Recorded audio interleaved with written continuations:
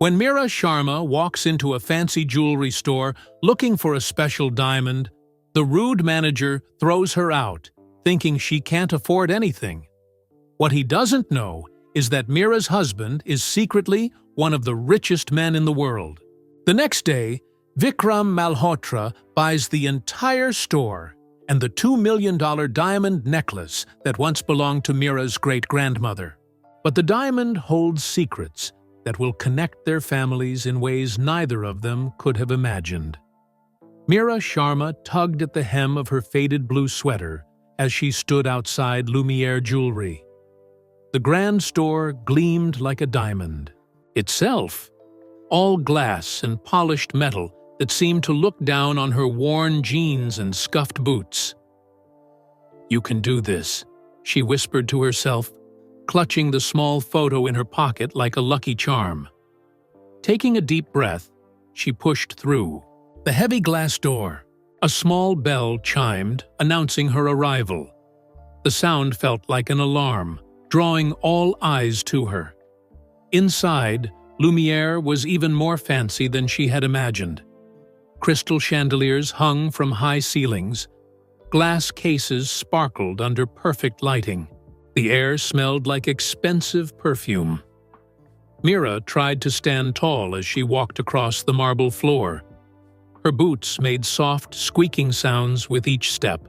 She noticed a couple, the woman draped in fur, the man in a suit that probably cost more than Mira's monthly rent, watching her with curious eyes. Behind the main counter, a tall man in a sharp black suit looked up. His name tag read Xavier Pierce, manager.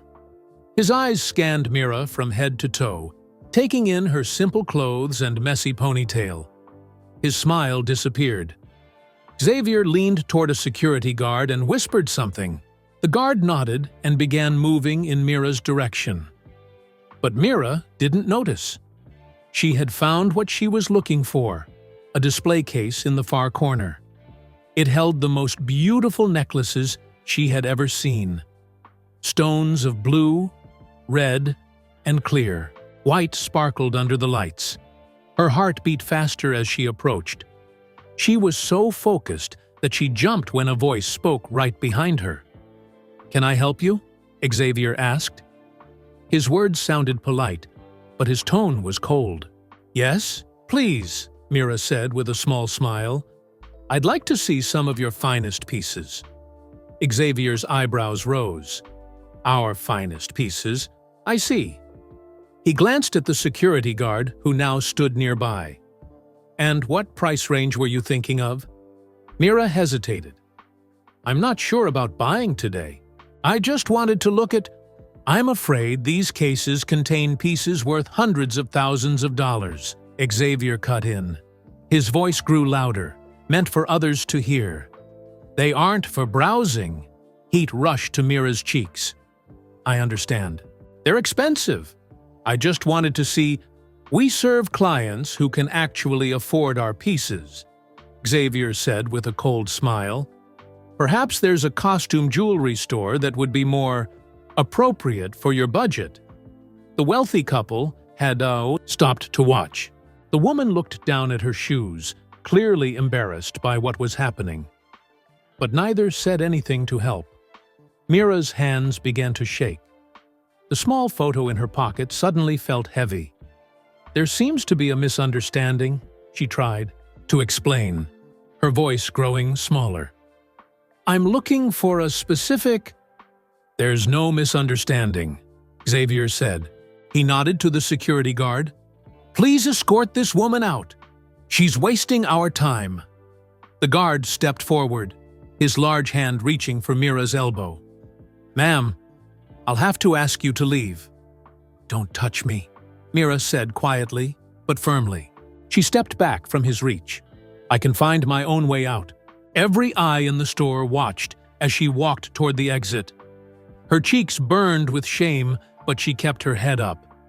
The weight of their stares made her back straighten even more. Xavier followed a few steps behind, as if making sure she really left. "Next time," he said, as she reached the door. Perhaps check if you belong somewhere before entering." Mira turned to look at him one last time. For a moment, she considered telling him who she was looking for, explaining about the photo, about her family story. But the cruel smile on his face stopped her. She wasn't going to beg this man for anything. She wasn't going to explain herself to someone who had already decided she was nothing. "Have a good day," she said instead, her voice steady despite the lump in her throat. Outside, the bright sun felt too harsh. Mira blinked back tears as she walked away from Lumiere. Once she turned the corner, safe from the store's windows, she leaned against a brick wall and pulled out the small photo from her pocket. The black and white image was worn around the edges from years of handling. In it, a beautiful Indian woman wore an elaborate necklace with a stunning teardrop diamond pendant. The woman's eyes, so like Mira's own, seemed to look right at her across time. "I'm sorry, great-grandmother," Mira whispered. "I just wanted to see it, to know if the stories were true." She carefully tucked the photo away again. The sounds of Manhattan swirled around her. Honking cars, chatting pedestrians, the constant hum of the city that never sleeps. No one noticed the tears that finally spilled down her cheeks. Mira wiped them away quickly. She was a kindergarten teacher who faced sticky fingers and playground disputes every day. She wouldn't let one rude man break her spirit. Taking a deep breath, she straightened her sweater and joined the flow of pedestrians heading toward the subway. She'd try again another time, perhaps at a different store. Or perhaps she'd give up this silly search altogether. After all, what were the chances that her family's lost treasure would somehow end up in a fancy New York jewelry store? As she disappeared into the crowd, Mira didn't notice the security camera above Lumiere's entrance. She didn't know that her humiliation had been captured on video. She didn't know that, within hours, those images would reach someone whose response would change everything. Behind her, through the gleaming windows of Lumiere, Xavier Pierce was already greeting his next customers, the wealthy couple, with a wide smile and open arms. "Mr. and Mrs. Rothwell, how wonderful to see you again. We've just received a new collection I know you'll adore." Mira didn't hear his false warmth. She didn't see how quickly he transformed for those he deemed worthy. She was already planning what to make for dinner, trying to push the humiliating scene from her mind before her call with Vikram tonight. Her husband had enough to worry about on his business trip to Tokyo. He didn't need to hear about her foolish errand. As the subway doors closed behind her, Mira had no way of knowing that by this time tomorrow, everything would change. The train rattled through dark tunnels, taking her from the sparkle of Manhattan to her small apartment in Queens. She held onto a pole, swaying with the movement, letting the steady rhythm soothe her hurt feelings. Her studio apartment welcomed her with familiar comfort. It wasn't fancy, but it was hers. Colorful student artwork covered the walls. A small bookshelf overflowed with children's stories. Plants crowded every windowsill, reaching for sunlight. Mira dropped her keys in a bowl painted by one of her kindergartners. "Home, sweet home," she whispered to the empty room. She changed into soft pajama pants and her favorite t-shirt. As she heated leftover curry on the stove, her mind drifted back to Lumiere. The manager's smug face, the security guard's cold eyes, the wealthy couple who watched but said nothing. "Stop thinking about it," she told herself firmly. It doesn't matter, but it did matter. The necklace in the photo mattered. Her great-grandmother's legacy mattered. Mira's grandmother had told stories about the Nightingale's Tear, a stunning blue diamond that once belonged to their family. Mira's great-grandmother had been a famous singer in India, known for her voice that could make the stars weep. The diamond was her most precious possession until it disappeared during British colonial rule. "Someday," her grandmother had whispered, "you might find it again. Our family's treasure, waiting to come home." The photo was all Mira had left of that dream. Her phone rang, pulling her from these thoughts. Vikram's name flashed on the screen. "Hello?" she answered, unable to keep the smile from her voice. "There's my favorite teacher," Vikram said warmly. "How are the little monsters today?" Mira laughed, picturing her husband's handsome face. They'd been married for 8 months after a whirlwind 6-month romance. She still couldn't believe someone as kind and smart as Vikram had fallen in love with her. The kids were extra wild. Today, Tommy brought in his pet frog without telling anyone. You can imagine how that went. Vikram's laugh was deep and rich, even through the phone. "I bet you handled it perfectly. You always do." "How's Tokyo?"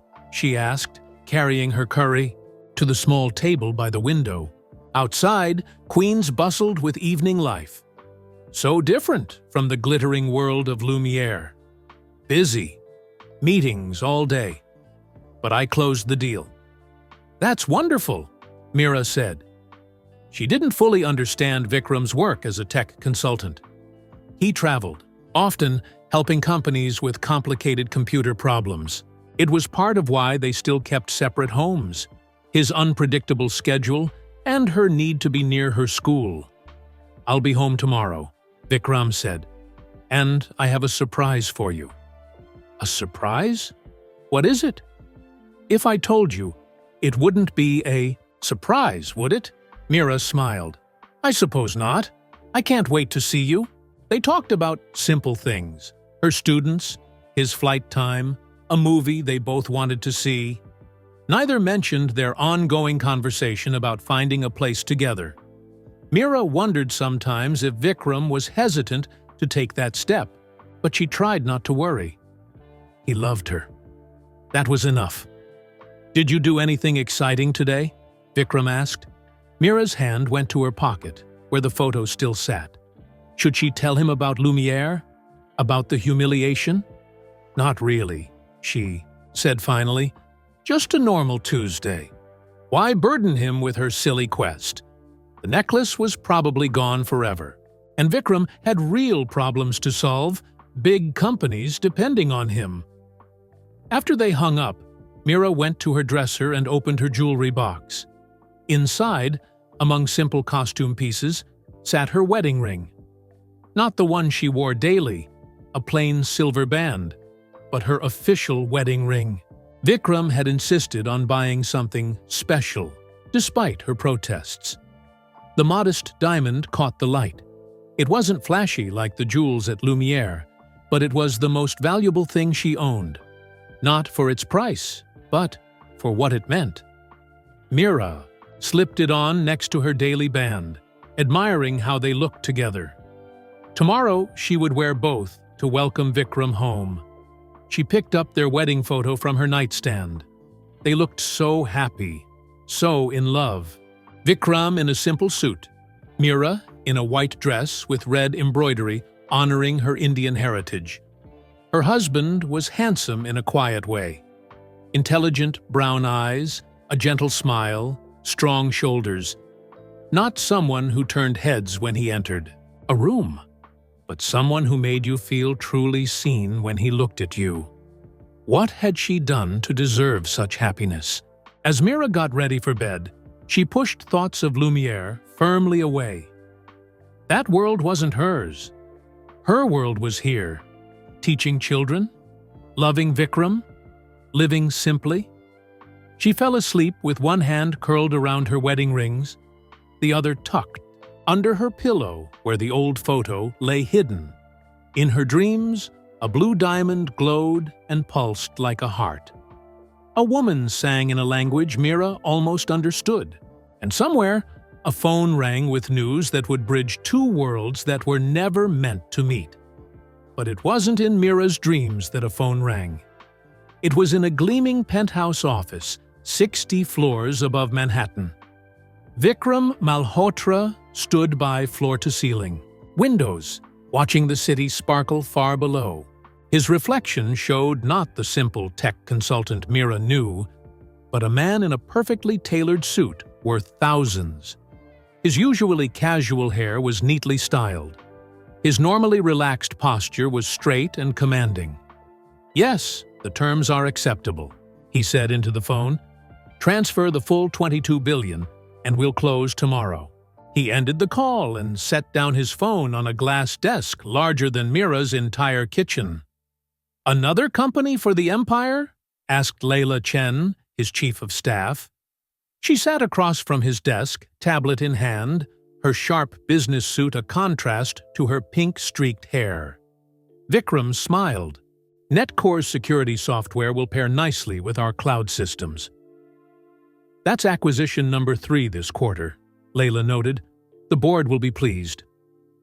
"The board is always hungry for more," Vikram said, sitting down in his leather chair.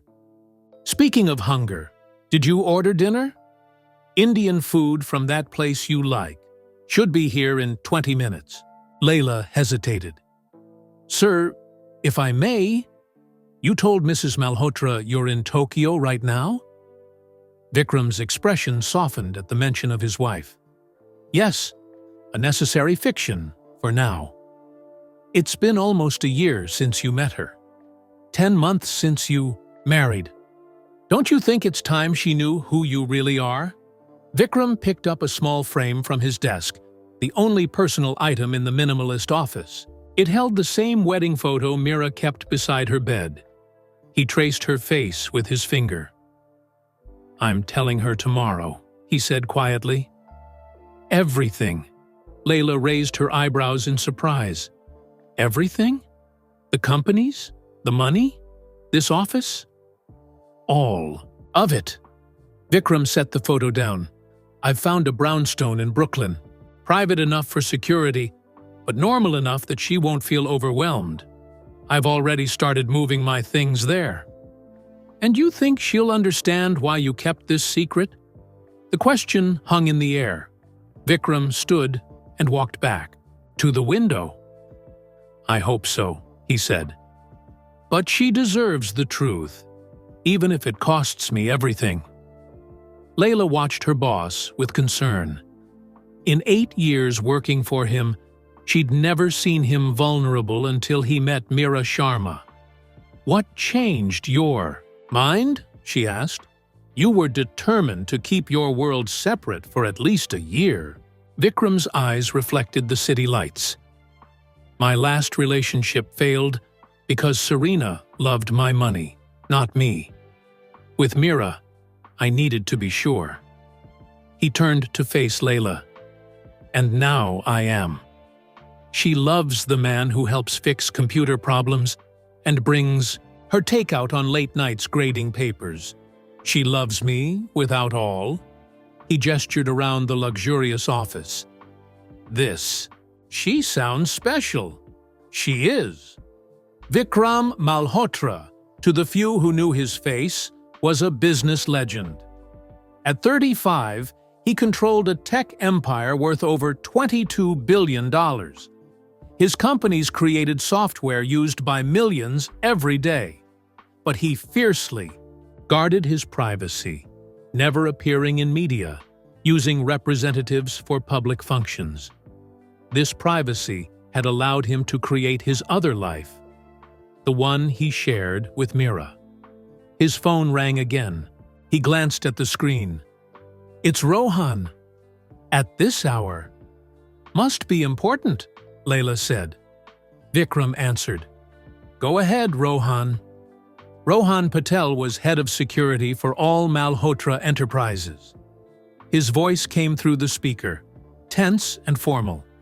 "Sir, there's been an incident involving Mrs. Malhotra." Vikram's body stiffened.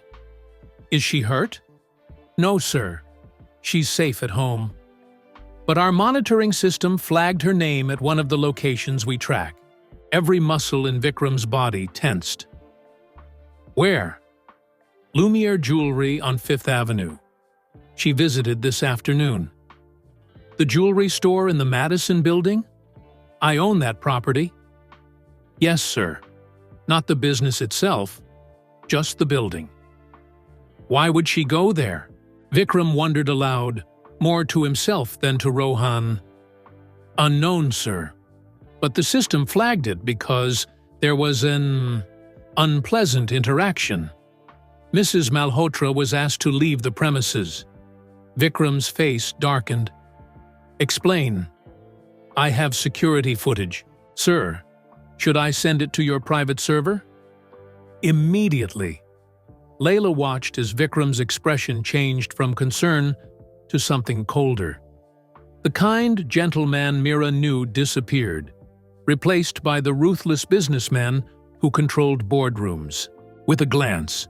And Rohan, Vikram added, I want everything on Lumiere. Ownership, financial status, staff records, particularly their manager. Already compiling, sir. Name's Xavier Pierce. Been with Lumiere 3 years. Have it all ready in 30 minutes. Vikram ended the call and turned to his computer, typing in a password. Security footage began to play. Layla stood silently as Vikram watched his wife enter the store in her simple clothes. She saw his hands curl into fists as Xavier approached Mira. When the security guard moved toward her, Vikram's jaw tightened so hard a muscle jumped in his cheek. He watched every second, his eyes never leaving Mira's face as she walked out, with dignity despite her humiliation. She never mentioned this, he said, his voice dangerously quiet. We spoke tonight, and she never said a word. She probably didn't want to worry you, Layla suggested gently. Vikram's phone chimed with an incoming file, more information from Rohan. As he opened it, his eyes widened. He read quickly, scrolling through pages of data. Sir? Layla asked, concerned by his sudden stillness. Lumiere changed ownership last month, Vikram said. They've been struggling financially, but that's not what matters. He looked up, his expression unreadable. The new owner is Carlton Holdings. What does that mean? Vikram stood, a new energy radiating from him. It means this just became personal. Carlton Holdings is a shell company for Edward Blackwood, the investor who tried to take over Maltech 5 years ago? The one who leaked those fake stories about you to the press? The same. Vikram pressed the intercom. Get the jet ready. Cancel my Tokyo cover story. And call Eleanor Whitfield at the Diamond Institute. Sir, what are you planning? Layla asked, recognizing the determined look in his eye. Vikram picked up the wedding photo again. I'm going to buy my wife a necklace, he said simply. And right, a wrong that's been waiting far too long. Layla knew that tone. It meant someone's world was about to be turned upside down. What do you need me to do? She asked. Clear my schedule for the next 3 days, Vikram replied, already typing on his computer. And have legal prepare acquisition papers for a jewelry store. Within minutes, Vikram's team sprang into action. The penthouse transformed into a command center as various experts arrived, each taking on a specific task. In one corner, financial analysts pored over Lumiere's books. In another, legal advisors drafted documents. At a sleek conference table, Rohan expanded his security briefing. Xavier Pierce, age 42, Rohan explained, displaying the man's photo on a large screen. Worked his way up from sales associate to into manager, known for bringing in wealthy clients.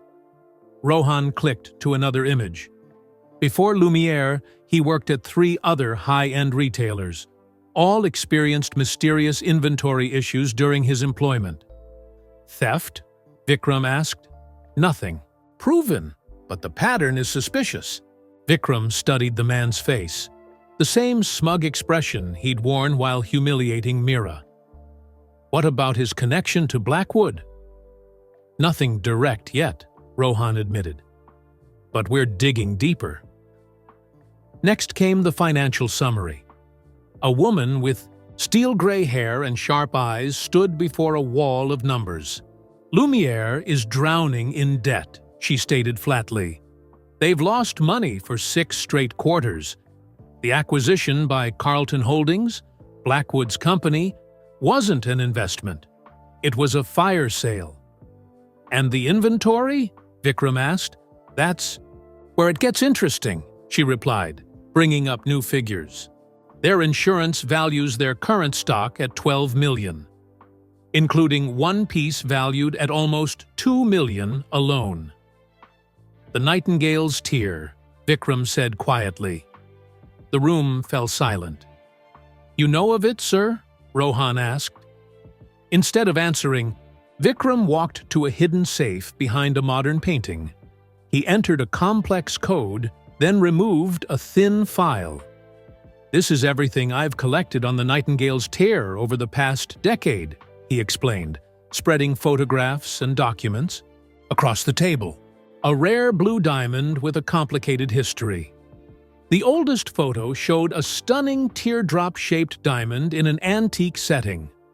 Later images showed it remounted in different settings over the decades. Why your interest in this particular stone? The financial analyst asked. Vikram's expression remained neutral. Personal reasons. His phone buzzed. Eleanor Whitfield was calling back. Eleanor, Vikram answered, putting the call on speaker. Thank you for getting back to me so quickly. When Vikram Malhotra calls at this hour, I assume it's important, replied a crisp British voice. What can the Diamond Institute do for you? The Nightingale's tear. It surfaced at Lumiere Jewellery. A sharp intake of breath came through the speaker. After all this time? Are you certain? I need you to verify it. Tomorrow, 6 p.m. I'll clear my schedule, Eleanor promised. If it truly is the tear, well, there are many who would want to know. After the call ended, Vikram turned to Rohan. What time did Mira visit Lumiere today? 2:17 p.m., sir. Show me the footage again. They watched once more as Mira entered the store, walked to a specific display, and was confronted by Xavier. Pause there, Vikram instructed. Zoom in on her hand. The image enlarged, showing Mira's hand in her pocket. She's holding something, Layla observed. A photograph, Vikram said softly. But how would she know about the tear?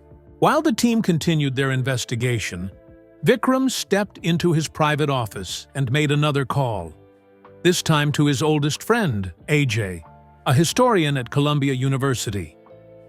I need information on a singer from colonial India, Vikram explained. Last name Sharma, known as the Nightingale. Sharma is a common name, AJ replied. Any other details? She owned a blue diamond that was later stolen or confiscated by British authorities. I'll see what I can find. Give me a few hours. By midnight, more pieces had fallen into place. Lumiere was indeed struggling financially. Xavier Pierce had a history of questionable practices, and most importantly, the Nightingale's tear was scheduled for private sale to an anonymous buyer on Friday, just 3 days away. Blackwood is liquidating assets, the financial analyst concluded. He's selling the best pieces before creditors. Come calling. Can we stop the sale? Layla asked. Better, Vikram replied. His calm demeanor hadn't changed, but those who knew him recognized the storm brewing behind his eyes. We'll become the buyer. As the team dispersed to carry out their assignments, Vikram's phone vibrated with a message from Ajay. Found her. Lakshmi Sharma, 1920s star of Indian classical music. Her blue diamond was appropriated by colonial officials in 1938. The interesting part?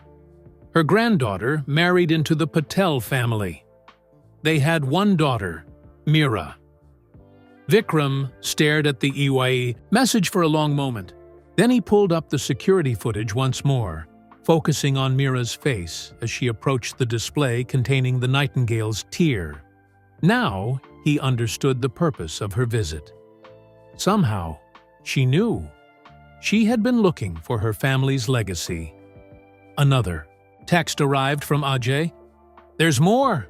The British official who took the diamond? His surname was Malhotra."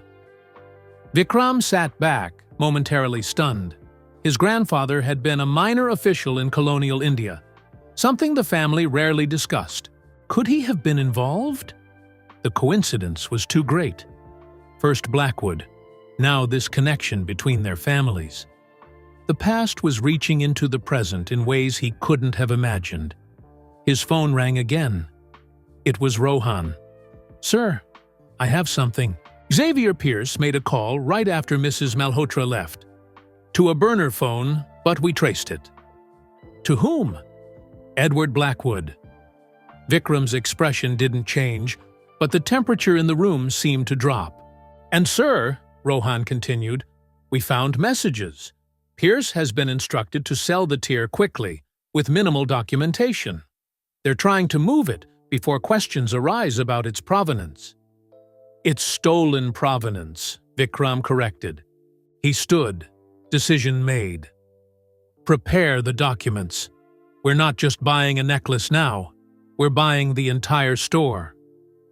Across the city, Mira slept peacefully, the photo of her great-grandmother tucked under her pillow. She dreamed of a blue diamond and a woman's song. She had no idea that her quiet visit to a jewelry store had set forces in motion that would connect past and present, right old wrongs, and finally bridge the two worlds her husband had kept apart for too long. Morning sunlight streamed through Mira's apartment windows. She woke to the sound of her phone buzzing. A text from her neighbor, Mrs. Lopez. "Delivery man left something at my door for you." Curious, Mira threw on her robe and slippers. When she opened her door, the hallway filled with the sweet scent of flowers. A stunning bouquet of white lilies and red roses sat in a crystal vase. Who would send these? She wondered aloud. Mrs. Lopez peeked out from her apartment. "Must be that handsome husband of yours. Cards tucked in there somewhere." Mira carried the flowers inside, finding the small envelope nestled among the blooms. Inside was a note in Vikram's neat handwriting. "My dear Mira, meet me at 42 East 57th Street, 6 p.m. tonight. Can't wait to see you. All my love." Vikram. Mira checked the address on her phone. It was in Manhattan, a fancy part she rarely visited. What was Vikram planning? Across the city, Vikram hadn't slept. His team had worked through the night, and now, as dawn broke, their plan was taking shape. He stood in his penthouse bedroom, packing a small suitcase with the simple clothes he wore around Mira. Layla appeared in the doorway. "The meeting with Blackwood's representative is set for noon." "And Eleanor?" "Confirmed for tonight. She'll authenticate the diamond before your dinner with Mrs. Malhotra." Vikram nodded, carefully folding a casual sweater. "And the brownstone?" "Keys are waiting. Movers are ready for your signal." Every piece was falling into place. After today, there would be no more secrets between him and Mira. For better or worse, his two worlds would become one.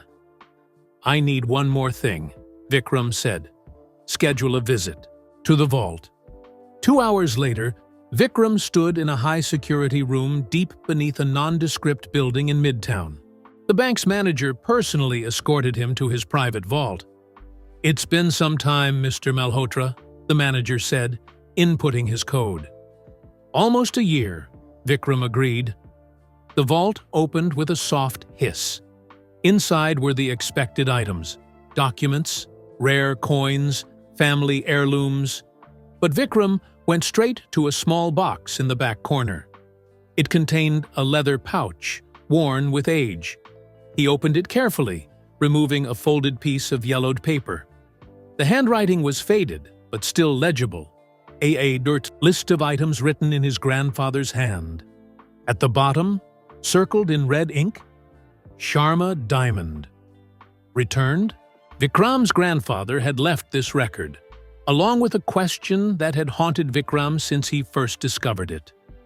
Had his grandfather taken the diamond? Had he tried to return it? The mystery had led Vikram to track the nightingale's tear for years. Now, with Mira's unexpected connection, the coincidence felt too great to ignore. He carefully returned the paper to its pouch, then took out one more item, a small velvet box containing a simple silver locket. It had belonged to his mother, a reminder of simpler times before wealth had changed his family. Meanwhile, Mira was teaching her kindergarten class. While her students colored pictures of spring flowers, her mind kept drifting to Vikram's surprise and their meeting tonight. "Ms. Sharma, look at my drawing," little Emma called out, holding up a paper covered in bright crayon scribbles.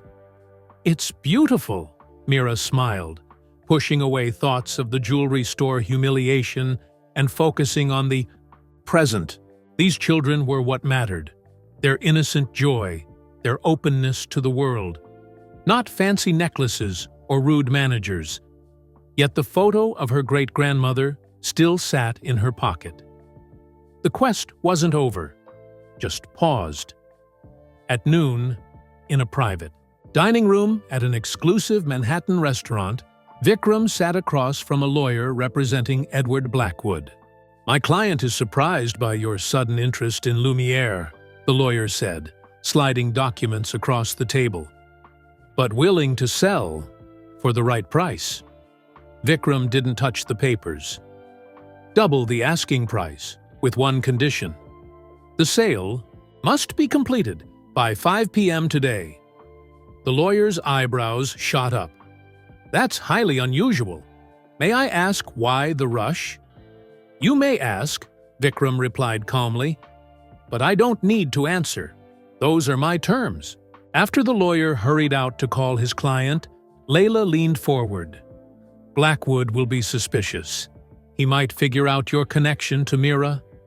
"Let him wonder," Vikram said.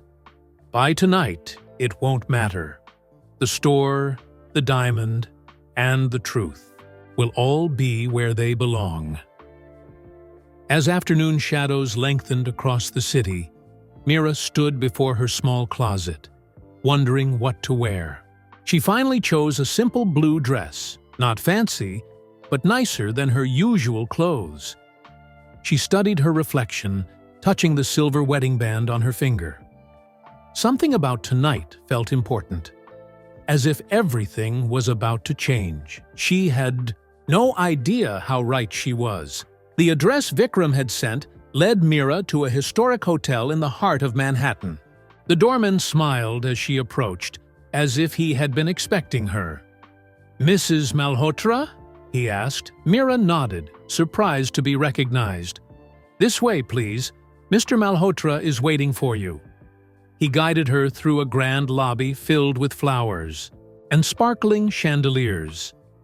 Mira felt out of place in her simple blue dress, especially when she passed women in designer clothes and expensive jewelry.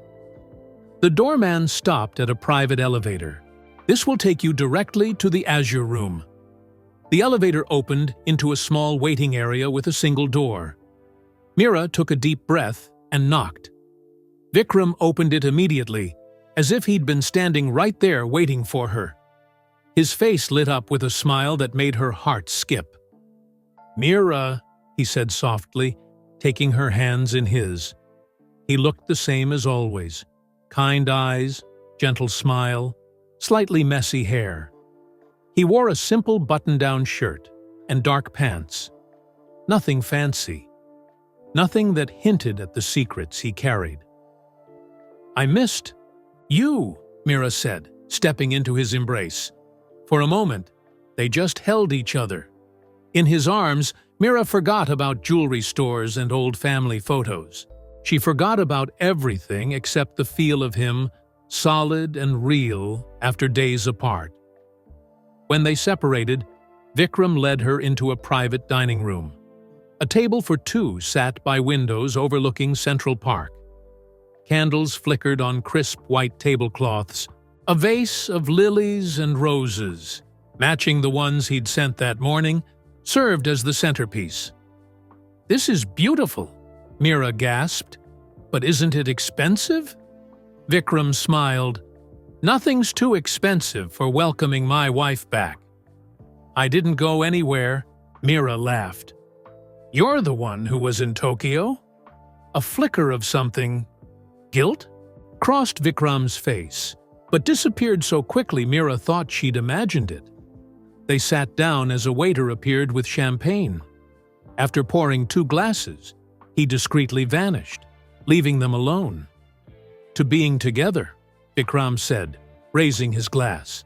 "To being together," Mira echoed, wondering at the intensity in his eyes. The dinner was perfect. Her favorite foods appeared course after course, though she didn't recall Vikram ordering anything. Between bites, they talked easily, catching up on the days apart. "How was your week?" Vikram asked casually. "Do anything interesting?" Mira hesitated, the memory of Lumiere suddenly fresh again. Should she tell him? It seemed silly now, sitting in this beautiful room, safe in the bubble of their happiness. "Nothing special," she said finally. "Just work. The kids are excited about our butterfly project." If Vikram noticed her hesitation, he didn't show it. Instead, he smiled and asked questions about her students, genuinely interested in the small details of her life. When dessert arrived, her favorite mango kulfi that she'd once mentioned loving as a child, Vikram set down his spoon and reached for her hand. "Mira, I've been thinking. We've been married 8 months, but we still live separately. I think it's time we fixed that." Mira's heart jumped. "You mean find a place together? I'd love that."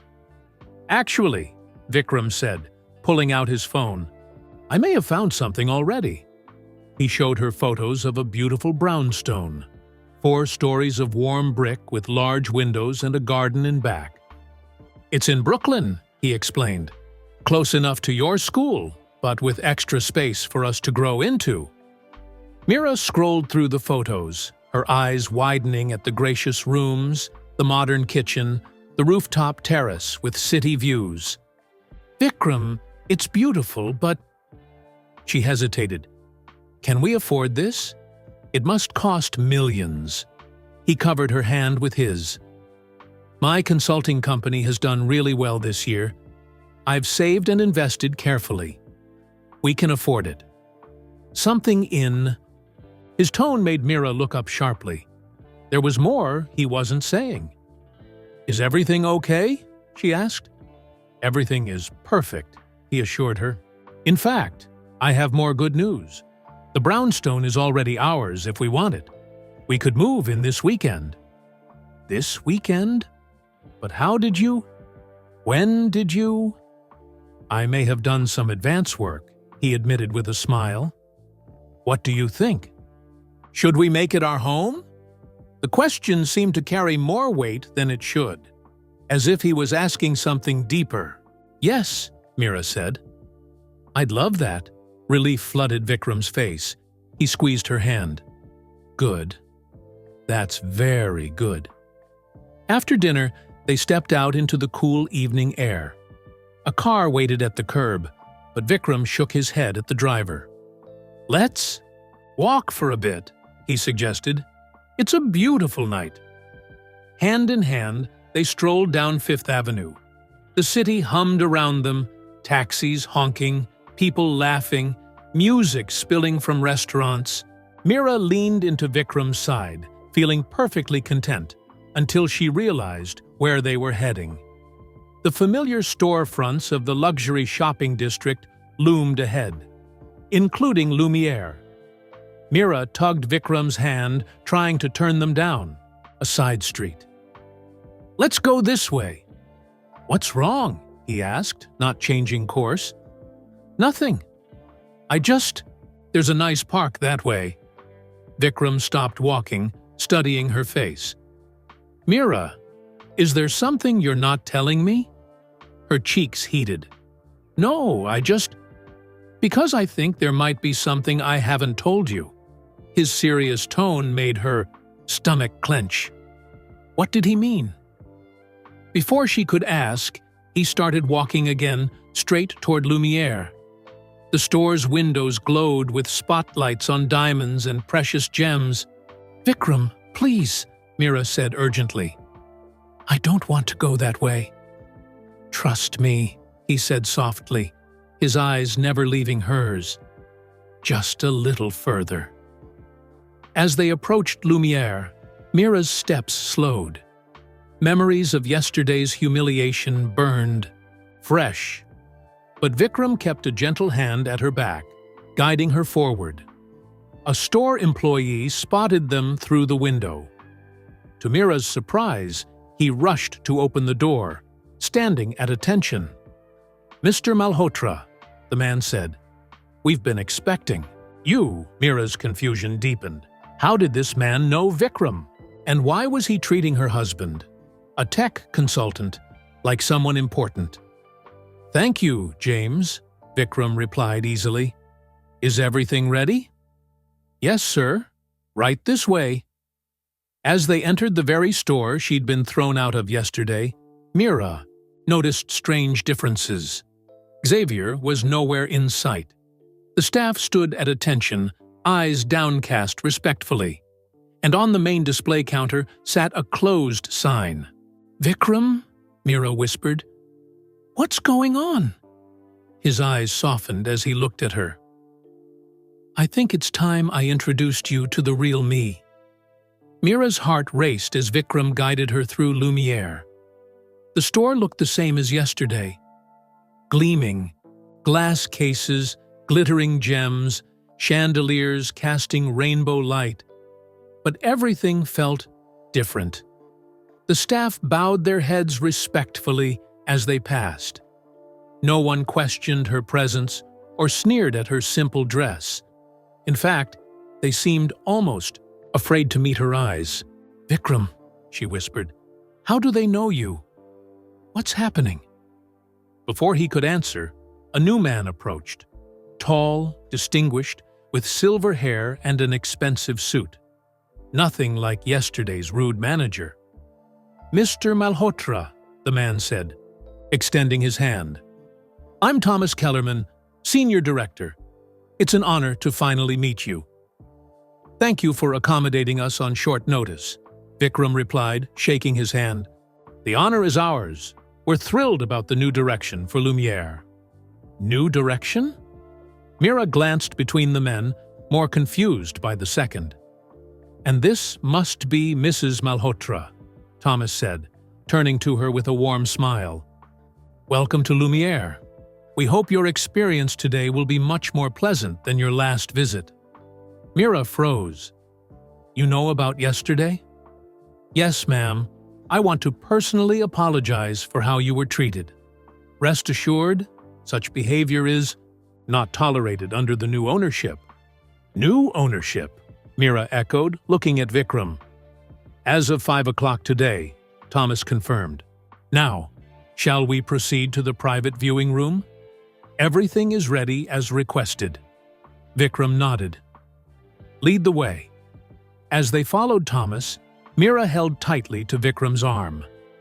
"What is going on?" she demanded in a hushed voice. "How does everyone know you? What did he mean by new ownership?" "I promise I'll explain everything," Vikram replied. "Just a few more minutes." The private viewing room was luxurious. Soft lighting, plush velvet chairs, artwork on the walls. A glass case sat in the center. Thomas motioned toward it, then discreetly stepped out, closing the door behind him. Alone at last, Mira turned to her husband. "Vikram Malhotra, you'd better start explaining right now." Vikram took a deep breath. The simple version? I bought this store today. Mira stared at him. You bought the store? The entire store? Yes. But that's impossible. You're a tech consultant. You couldn't afford. Her voice trailed off as understanding began to dawn. Unless you're not really a tech consultant. Vikram gently led her to a chair. Mira, I haven't been completely honest with you about what I do, about who I am. A knot formed in Mira's stomach. Was he involved in something illegal? Was their whole marriage based on lies? The truth is, Vikram continued, I'm not just a consultant. I'm the founder and CEO of Maltech Industries. Mira blinked. Maltech? The tech giant? But that's a multi-billion-dollar company. 22 billion, actually, as of this morning. Keys. Rooms seemed to spin around her.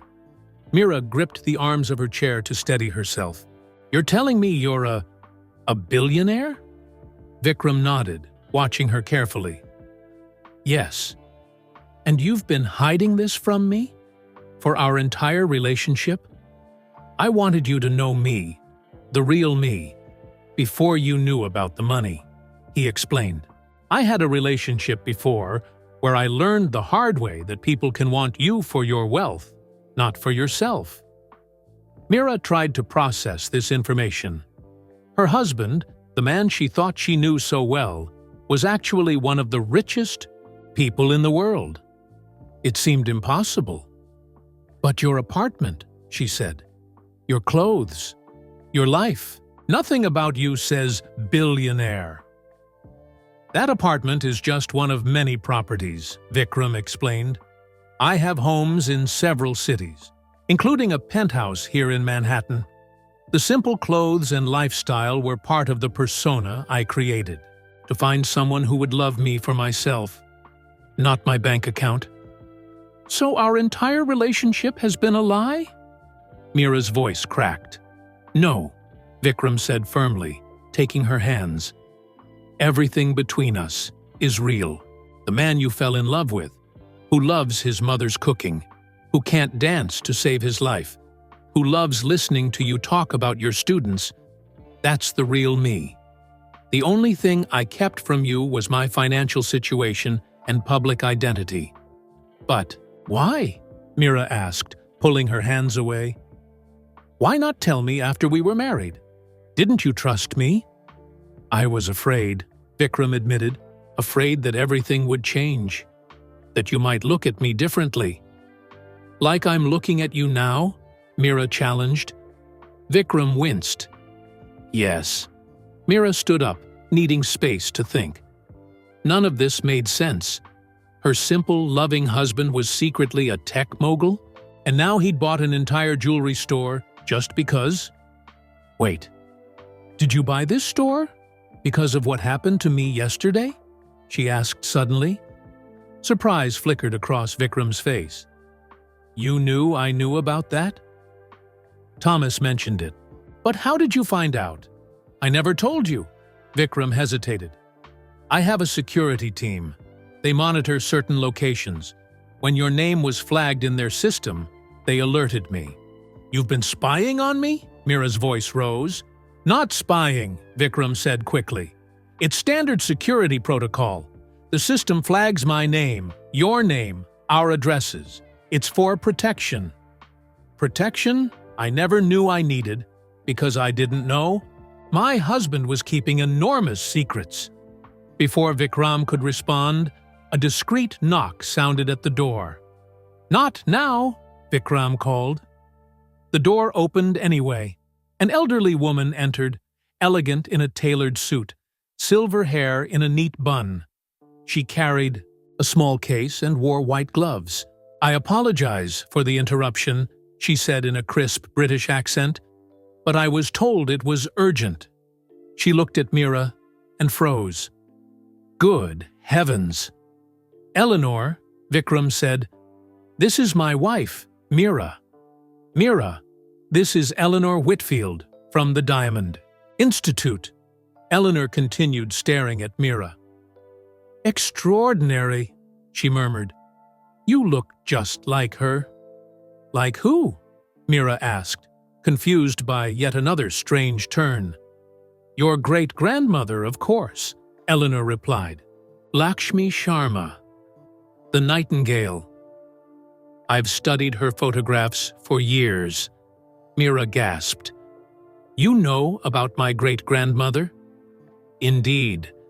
Any serious gemologist knows the story of Lakshmi Sharma and the Nightingale's tear. Eleanor turned to Vikram. You didn't tell me your wife was Lakshmi's great-granddaughter. I only confirmed it recently, Vikram admitted. Mira's head was spinning. Wait, how do you know about my family? And what does this have to do with anything? Vikram gestured toward the glass case in the center of the room. Because of this, he pressed a button, and lights illuminated the case. Inside sat a necklace more beautiful than anything Mira had ever seen. A large teardrop-shaped blue diamond hung from a delicate platinum chain, surrounded by smaller white diamonds that caught the light like stars. Mira recognized it instantly from her grandmother's stories, from the worn photo she still carried. The Nightingale's tear. That's your family's diamond, Vikram finished. Yes. Mira reached into her pocket and pulled out the photo.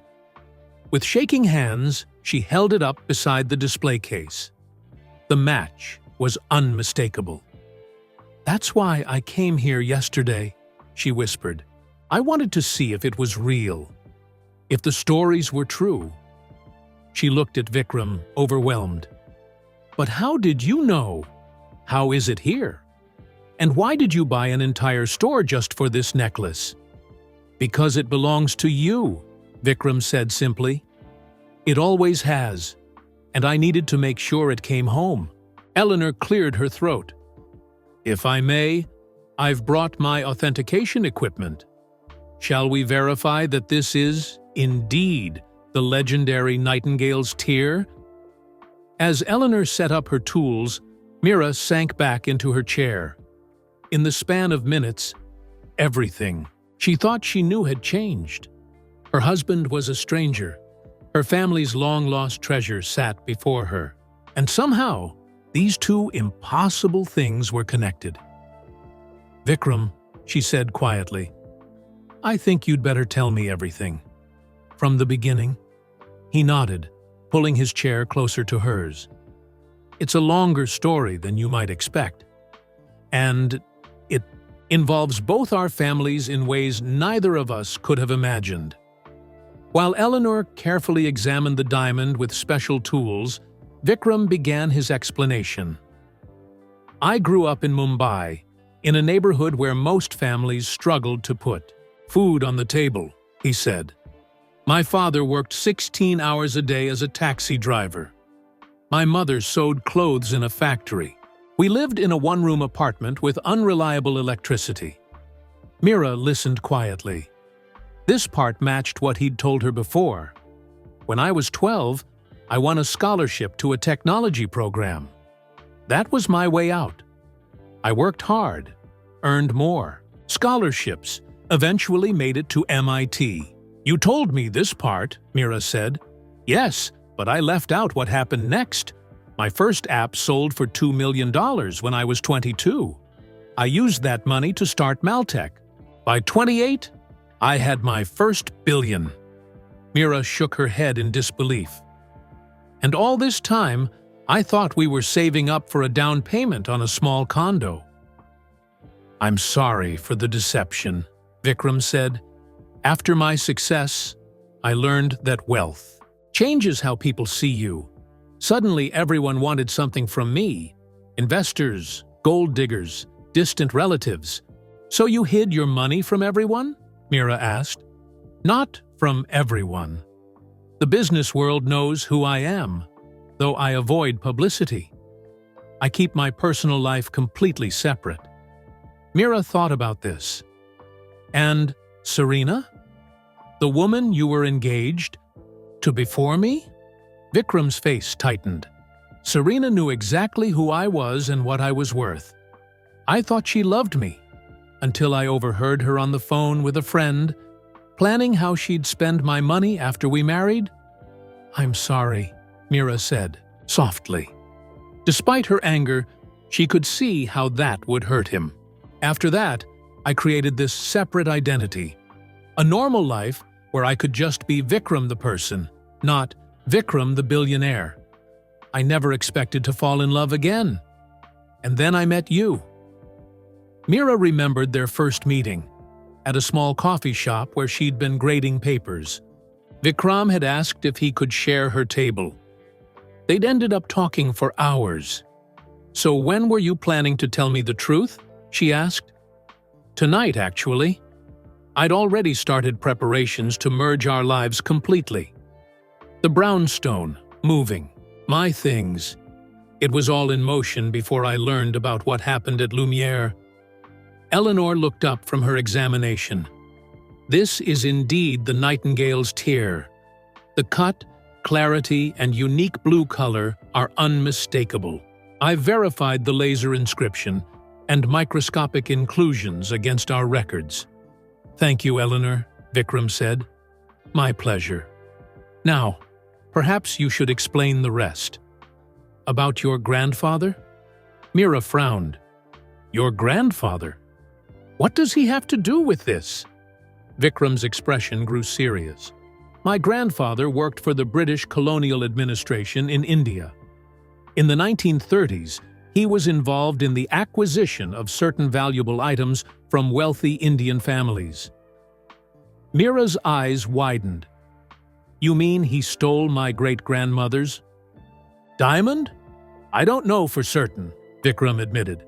"But I found records in his papers that suggest he was involved. That's how I first learned about the Nightingale's tear. I've been tracking it for years, trying to find out what really happened." "Why?" Mira asked. "To right a wrong. If my family took something that didn't belong to them, I wanted to return it." Mira stared at the magnificent diamond, trying to process everything. "But how did it end up here? At Lumiere?" "That's where the story gets even more complicated," Vikram said.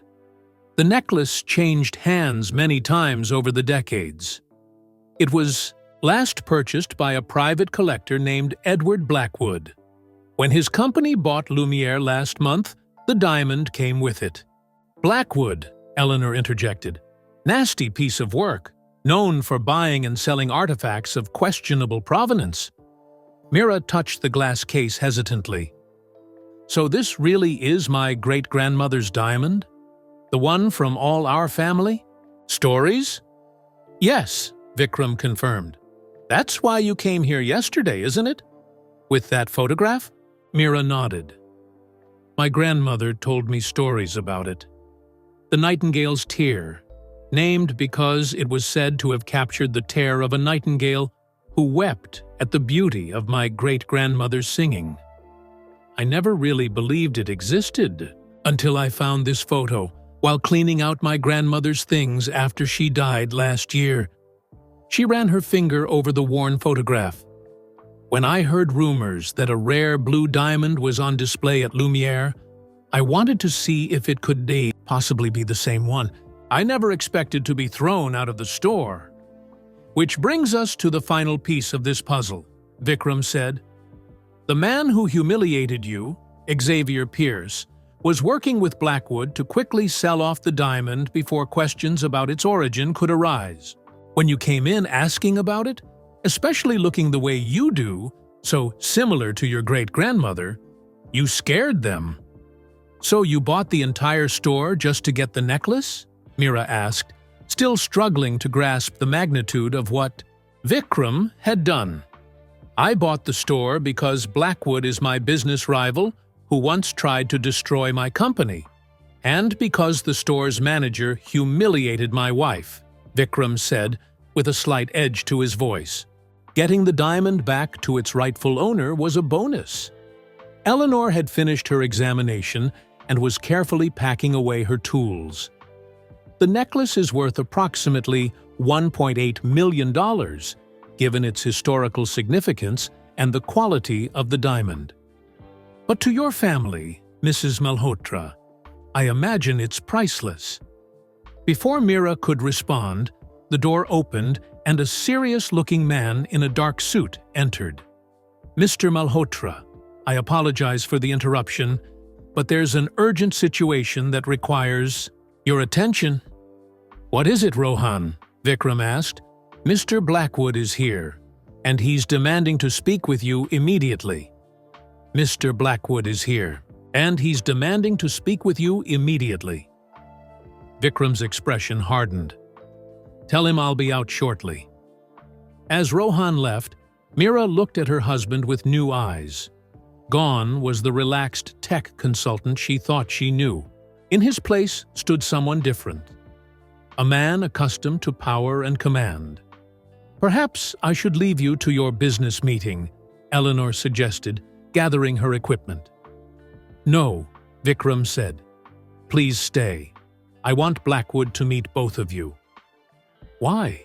Mira asked. Because you and Eleanor are the proof he needs to see. The living connection to the diamond he tried to sell illegally. Mira's head was still spinning from all these revelations. I don't understand. Why is this man so important? Edward Blackwood has been trying to compete with me for years, Vikram explained. 5 years ago, he nearly destroyed my company with false rumors and stock manipulation. He's ruthless, dangerous, and now he's angry that I've outmaneuvered him. Before Mira could respond, the door burst open. A tall man with silver hair and cold eyes strode in, followed by Rohan, who looked apologetic. Malhotra, the man snapped. What the hell do you think you're doing? Hello, Edward, Vikram replied calmly. I believe you know what I'm doing. I've purchased Lumiere Jewellery, fair and square. There was nothing fair about it. You deliberately rushed the sale to prevent me from securing other buyers. The price was more than generous, Vikram said. Twice the market value, as I recall. Blackwood's face reddened. This is personal vengeance for what happened 5 years ago, and we both know it. Perhaps, Vikram admitted. But there's more to it than that. He gestured toward Mira. Edward Blackwood, meet my wife, Mira Malhotra. Blackwood barely glanced at her. What does your wife have to do with anything? Her maiden name is Sharma, Vikram said. She's the great-granddaughter of Lakshmi Sharma. This got Blackwood's attention. His eyes narrowed as he looked at Mira more carefully. And this, Vikram continued, is Eleanor Whitfield from the Diamond Institute, who has just authenticated the Nightingale's tear. He pointed to the necklace in the display case. Color drained from Blackwood's face. I don't know what you're talking about. I think you do, Eleanor said, stepping forward. The provenance documents for this diamond were clearly falsified. It was listed as originating from a Belgian collection in the 1950s, but I've just confirmed. It's the same stone that belonged to Lakshmi Sharma in the 1930s. A stone that was illegally taken during British colonial rule, Vikram added. Blackwood's expression hardened. You can't prove that. Actually, Eleanor said, I can. She opened her tablet and displayed several documents. The Diamond Institute has been tracking the Nightingale's tear for decades. We have the original records of its theft, subsequent sales, and its journey to your possession. Mira had been watching this exchange with growing confusion. Can someone please explain what's happening? What does this all mean? Eleanor turned to her with a kind smile. My dear, it means your family's diamond was stolen, not legally acquired as the British claimed. Its sale history since then has been shrouded in forgeries and half-truths. She set her tablet on the table. showing everyone a photograph of a beautiful Indian woman wearing the nightingale's tear, the same photo Mira carried. "This is Lakshmi Sharma, your great-grandmother," Eleanor explained. She was a celebrated classical singer in colonial India. The British called her the Nightingale because of her extraordinary voice.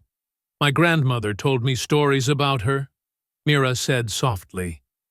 "The diamond was a gift from a Maharaja who was moved to tears by her singing," Eleanor continued.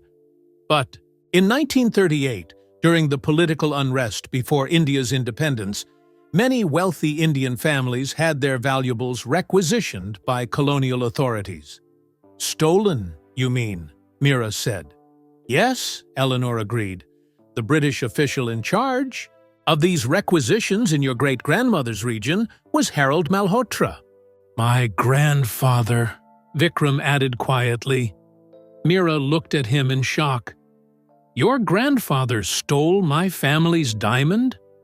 "It appears so," Vikram said, "though I only confirmed the connection recently. When I found his papers years ago, I didn't know who the Sharmas were, or that I would one day marry Lakshmi's great-granddaughter." "A coincidence that strains belief," Blackwood scoffed. "Perhaps not entirely coincidental," Eleanor suggested. "The diamond has been tracked by those who know its true history. Mr. Malhotra has been searching for it, and Mrs. Malhotra was drawn to find it as well. Some might call it fate." Mira was struggling to absorb all this information. So the diamond was stolen by British officials, including Vikram's grandfather, and then what happened? "It disappeared into private collections," Eleanor explained, "changing hands multiple times over decades. We lost track of it in the 1970s until it suddenly appeared at auction 3 years ago. Mr. Blackwood purchased it and recently brought it to Lumiere, where Xavier Pierce was instructed to sell it quickly and discreetly," Vikram added, "before anyone could question its history." "That's absurd," Blackwood sputtered. "I had all the proper documentation." "Forged documentation," Eleanor corrected. "The Diamond Institute has been building a case about the illegal trade of historically significant gems. The Nightingale's tear is one of our primary examples." Mira stared at the beautiful necklace, trying to connect it to the family stories she'd grown up hearing. "My grandmother always said it would come back to us someday. And now it has," Vikram said, "through a series of events none of us could have predicted." Eleanor smiled at Mira. "Would you like to try it on? It is rightfully yours, after all." Mira hesitated. I don't know. This is all happening so fast. That necklace is worth nearly $2 million, Blackwood snapped. "You can't just give it away based on some old family story." "The law might disagree," Eleanor said calmly. "Many countries now recognize claims for the return of culturally significant items taken during colonial periods. With the documentation I have, plus Mrs. Malhotra's family connection and photographic evidence, a court would likely rule in her favor." Blackwood's face twisted with anger. "This isn't over, Malhotra." Vikram met his gaze steadily. "For you, I think it is. Rohan will show you out." After Blackwood stormed out, the room fell silent. Mira looked from the necklace to Vikram, then back to Eleanor. "I still don't understand," she said finally. "How did you know about all this, Eleanor? How have you been tracking this diamond for so long?" Eleanor smiled mysteriously. "Because, my dear, I knew your great-grandmother, and I made her a promise that I would find her diamond and return it to her family." Mira stared at the elderly woman. "That's impossible. My great-grandmother died in 1972. You would have been a young woman," Eleanor finished.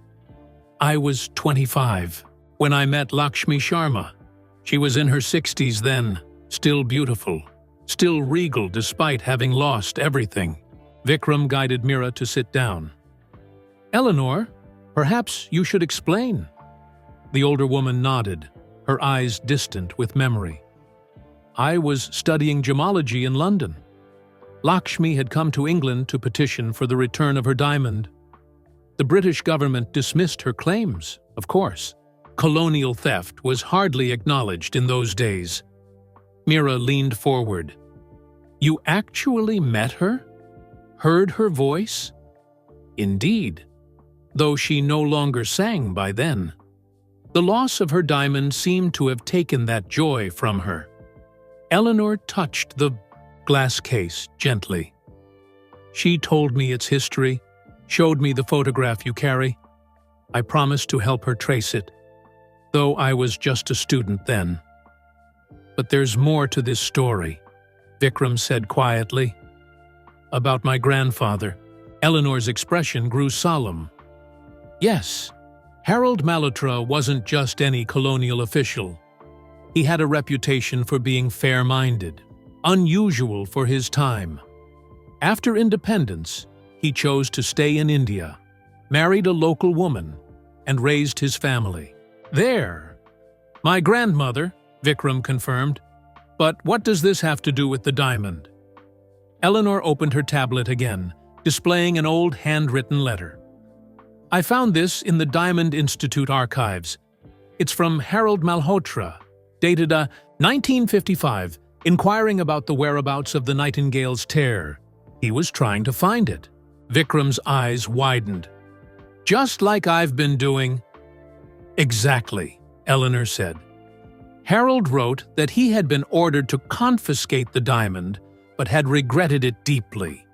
He wanted to return it to the Sharma family. That matches the note I found." "In my grandfather's papers," Vikram said. "The one that read, 'Sharma diamond, returned?'" "But he never found it," Eleanor continued. "By then, the diamond had disappeared into private collections in Europe." Mira was struggling to absorb this new information. "So, your grandfather tried to right his wrong, just as you've been doing?" Vikram nodded slowly. "It seems we've been on the same path without knowing it." "There's one more connection you should know," Eleanor said. "Harold Malhotra and Lakshmi Sharma weren't strangers before the confiscation. According to Lakshmi, Harold had attended many of her performances. He admired her talent greatly." "Are you saying he took her diamond even though he knew her?" Mira asked, appalled. "He was following orders," Eleanor explained. "But the theft weighed on his conscience. In his letter, he wrote that the memory of her face when he took the diamond haunted him for years." Vikram ran a hand through his hair, visibly processing this revelation. "My grandfather's regret became my quest, without my even knowing it. And now, through your marriage, the circle closes," Eleanor said. "The Malhotra and Sharma families, connected first by loss, now joined by love." Mira stood and walked to the display case, gazing at the stunning blue diamond. Its deep color seemed to shift in the light, revealing hidden depths. "All this time, I thought I was chasing a fairy tale," she said softly. "My grandmother's stories about a magical diamond that would return someday. I never truly believed it existed." She turned to Vikram. "And I never imagined my husband would be the one to find it." Vikram joined her by the case. "I didn't know. Mira, when I met you, fell in love with you, I had no idea who you were connected to." "I believe you," she said. "It's too strange to be anything but truth." She looked up at him. "You lied about your wealth, your job, your life. But you were trying to find my family's diamond before you even knew me. Does that help?" he asked, uncertainty in his voice. "I don't know yet," Mira admitted. "I'm still processing everything. Eleanor watched them with gentle understanding. The diamond has a way of bringing truth to light. Lakshmi always said, "It wasn't just a gem. It was a mirror that revealed what was in people's hearts." "And what does it reveal about us?" Mira wondered. Before anyone could answer, Thomas appeared at the door. "Mr. Malhotra, the papers for the transfer of ownership are ready, and the security team reports that Mr. Blackwood has left the premises." "Thank you, Thomas," Vikram replied. "We'll be out shortly." As Thomas withdrew, Vikram turned to Mira. "I know this is overwhelming.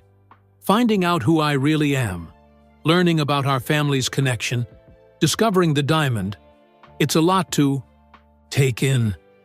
If you need time." Mira took a deep breath. "What I need is honesty. No more secrets, Vikram. From now on, we move forward with the truth." "I promise," he said, taking her hand, everything on the table. Eleanor cleared her throat. "Then, perhaps there's one more decision you need to make." She gestured toward the necklace. "What will you do with the nightingale's tear, now that it's finally found its way back to the Sharma family?" Mira looked at the stunning diamond, glittering blue and perfect under the display lights. After all these years, her family's treasure was within reach. She could take it home, wear it, own a piece of her heritage worth millions. The thought made her uncomfortable. "I don't know," she admitted. "It seems wrong to just keep it." Vikram watched her carefully. "It belongs to you, Mira, by right and by history." "But what would I do with it? Lock it in a safe? Wear it to the grocery store?" She shook her head. "This diamond has a story bigger than me, bigger than us." Eleanor smiled approvingly. "Your great-grandmother said something similar. She told me the diamond was never truly hers. She was just its guardian for a time." Mira touched the glass case gently. "I need to think." She walked to the window, looking out at the Manhattan evening. People hurried past on the sidewalk below, unaware of the drama unfolding above. Cars honked. Lights changed. The normal world continued. Mira's world, however, had shifted completely. Her quiet life as a kindergarten teacher married to a tech consultant was gone. In its place was something bigger, more complicated, more significant, like the diamond itself. She thought about her classroom, about the children she taught, about how many of them came from families without much money, about how education had changed her own life, given her opportunities her parents never had. She turned back to Vikram and Eleanor. "I think I know what we should do," she said. "The diamond doesn't belong in a private collection, not even mine. It's part of history, part of a larger story about colonialism, about what was taken from India, about families separated from their heritage." Vikram moved closer. "What are you suggesting?" "I want it to be seen, to be understood, to educate people." Mira's voice grew stronger as her idea took shape. "What if we donated it to a museum? Not just any museum, but one dedicated to returning colonial artifacts to their rightful cultural contexts?" Eleanor's eyes lit up. The International Heritage Trust has been working toward exactly that goal. "And what if," Mira continued, turning to Vikram, "the proceeds from exhibitions went to education for underprivileged children, both here and in India?" Vikram's face softened with admiration. "Creating opportunity from something that was taken." "Exactly." Mira looked at the diamond again. "My great-grandmother was known for her voice. This diamond could give voice to those who aren't usually heard." Lakshmi would have approved wholeheartedly, Eleanor said. She always believed the diamond had a purpose beyond adornment. Vikram took Mira's hands in his. "Are you sure this is what you want? The necklace is worth millions. It's your family legacy." "Our family legacy now," Mira corrected. "And yes, I'm sure. The money doesn't matter to me." She gave him a pointed look. "Apparently, we're not hurting for funds." Vikram had the grace to look abashed. "Fair point. Besides," Mira continued, "the true legacy isn't the diamond itself. It's what we do with it. How we right the wrong of its taking." Eleanor began packing her equipment. "I can help arrange everything with the Heritage Trust, if you'd like. They would ensure the diamond's history, both families' stories, is told properly." "Thank you," Mira said. Then, turning back to Vikram, she asked, "What do you think? Can your billions help make this happen?" Vikram smiled, the warm, genuine smile she'd fallen in love with. Not the billionaire CEO, but the man beneath the E2 wealth. "Of course. But the vision is all yours, Mira. I'm just the funding source." Mira looked at him thoughtfully. Despite her lingering hurt over his deception, she recognized the man she loved was still there. The lies he'd told hadn't changed his fundamental kindness, his desire to do good, his respect for her as an equal. "We have a lot to figure out," she said. "About us, about our future, about how we move forward from all these revelations." "I know," Vikram agreed, "but I'm hoping we'll do it together." Mira glanced once more at the nightingale's tear. "Together," she agreed, "with no more secrets between us." As Eleanor called the Heritage Trust and Vikram spoke with his legal team, Mira felt a strange sense of peace. The diamond that had traveled so far, through so many hands, had finally brought everything full circle. And perhaps that had been its purpose all along. 4 months later, Mira stood in the kitchen of their Brooklyn brownstone, arranging cheese and crackers on a serving plate. Through the wide doorway, she could see their guests mingling in the living room. Several of her fellow teachers, Vikram's assistant Layla, Rohan from security, and Eleanor Whitfield, who had become a dear friend. "Need any help?" Vikram asked, coming up behind her. Mira smiled at her husband. "Just bringing this out. Is everyone here?" "Almost. AJ just texted that he's running late. The past months had brought enormous changes. After the night at Lumiere, Mira had needed time to process everything. They'd spent long hours talking, with Vikram answering every question honestly, showing her his other homes, his offices, introducing her to his staff. The transition hadn't been easy. Mira had struggled with the sudden wealth, the security concerns, the public attention when news broke that the reclusive tech billionaire Vikram Malhotra had a wife no one knew about. But through it all, they'd faced each challenge together. Mira still taught kindergarten, insisting on keeping the job she loved. Though now she arrived in a car with a driver instead of taking the subway. And Vikram had funded a complete renovation of her school's outdated facilities. Mira still taught kindergarten, insisting on keeping the job she loved. Though now she arrived in a car with a driver instead of taking the subway. And Vikram had funded a complete renovation of her school's outdated facilities.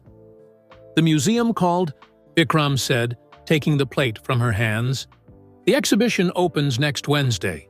They've already sold out tickets for the first month." Mira nodded. "Eleanor said the press coverage has been amazing. Everyone wants to see the nightingale's tear." The diamond had indeed found its purpose.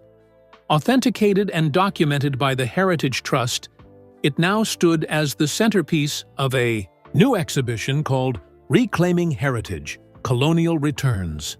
Museums worldwide had requested to host the traveling exhibition, which told the story of artifacts taken during colonial rule and efforts to return them to their cultural origins.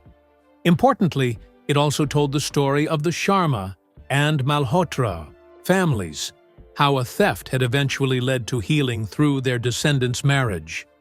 The doorbell rang, and Rohan went to answer it. AJ entered, carrying a large envelope. "Sorry, I'm late," he called, "but I think you'll forgive me when you see what I found." Everyone gathered around as Ajay carefully removed old photographs from the envelope. These were in the Columbia archives, misfiled for decades, he explained. "Look, the first photo showed a crowded concert hall in 1930s India. On stage stood a beautiful woman in a silk sari, Lakshmi Sharma, the nightingale, wearing her famous diamond." "We've seen photos of her before," Mira said, puzzled by AJ's excitement. "Look at the audience," AJ instructed. "Front row, third from left." Mira peered closer. A young man in colonial uniform sat attentively, his eyes fixed on the singer. "That's my grandfather," Vikram said in amazement. "Harold Malhotra." "There's more," Ajay said, revealing another photograph. This one showed Lakshmi speaking with several British officials after the performance. Harold stood among them, slightly apart, looking uncomfortable. This was taken 3 weeks before the diamond was confiscated, Ajay explained. Eleanor studied the images. "It confirms what Lakshmi told me. Harold attended many of her performances. He admired her greatly, which made his role in taking her diamond all the more painful," Vikram said quietly. Mira touched the photograph gently. "But he tried to make it right. And now we have." The evening continued with good food and conversation. Mira moved between guests, still adjusting to her role as hostess in this beautiful home. Sometimes she caught glimpses of her old life, in the way her teacher friends laughed about school gossip, in the simple pleasure of serving food she'd prepared herself rather than hiring caterers. As the party wound down, Vikram drew her aside. "I have something for you," he said, pulling a small box from his pocket. Inside was a delicate silver locket on a chain. "It's beautiful," Mira said. "But what's the occasion?" Vikram opened the locket to reveal a tiny blue stone. During the diamond's authentication, a small fragment came loose, a piece that had been partially separated for decades. The Heritage Trust allowed us to keep it. I had it set in this locket that belonged to my mother. Mira gasped. "A piece of the nightingale's tear?" "Something to remember where we came from," Vikram said, fastening the chain around her neck. "Both our families, both our worlds." As their guests said goodnight, Eleanor paused at the door. "Lakshmi would be proud," she told Mira, "not just of the diamond's new purpose, but of you." After everyone had gone, Mira and Vikram sat on their rooftop terrace, looking at the Manhattan skyline across the river. "By the way," Vikram said casually, "I heard Xavier Pierce was arrested yesterday. The manager who threw me out of Lumiere? Why?" "Turns out, your humiliation wasn't the only crime he committed. Our investigation uncovered his involvement in selling illegally obtained artifacts with Blackwood. So that's the real reason you fired him," Mira said, understanding dawning. Vikram smiled. "Sometimes justice takes unexpected paths." He took her hand. "Just like us." Mira touched the locket at her throat, feeling the connection to a past now healed through truth, love, and purpose. The diamond had finally found its way home.